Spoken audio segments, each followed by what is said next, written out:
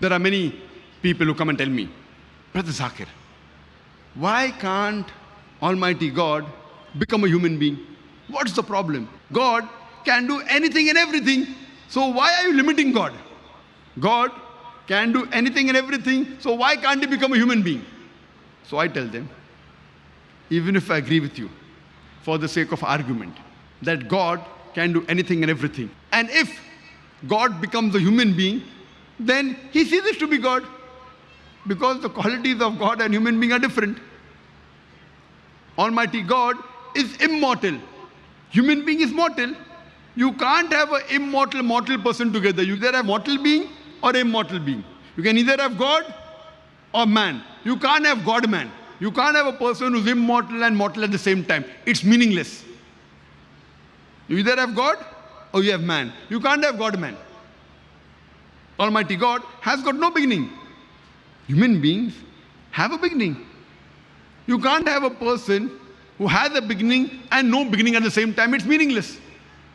Almighty God has got no end. Human beings have an end. You can't have a person who has an end and no end at the same time. So either you can have a man or God.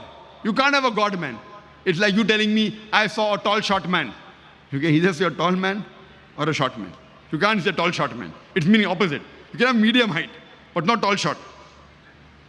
You have a fat man or a thin man. You can't have a fat, thin man. It's meaningless. The qualities of Almighty God and human being are exactly opposite. You can either have God or a human being. So if God becomes a human being, he ceases to be God. Almighty God does not require to eat. We human beings require to eat. Allah says in the Quran, in Surah Anam, chapter number 6, verse number 14, he feedeth everyone, but does not require to be fed. We human beings, we require rest, we require sleep. Almighty God does not require rest and sleep.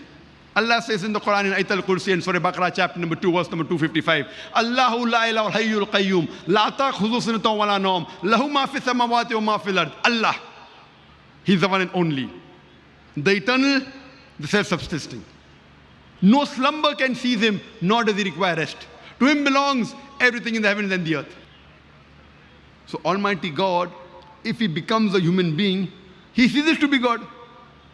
So what is the use of worshipping a human being like you and me? And if I agree with you that Almighty God can do anything and everything, in the same argument, if Almighty God can do anything and everything, Almighty God can even tell a lie. But to tell a lie is ungodly. The moment God tells a lie, he ceases to be God. If I agree with you for sake of argument, Almighty God can do anything and everything, Almighty God can even forget. But to forget is ungodly.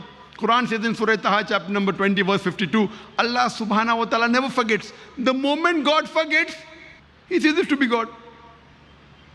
If I agree with you, Almighty God can do anything and everything, Almighty God can even do injustice.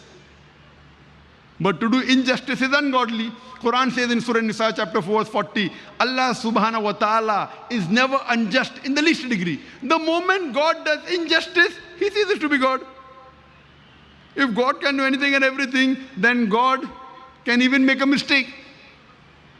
But to make a mistake is ungodly.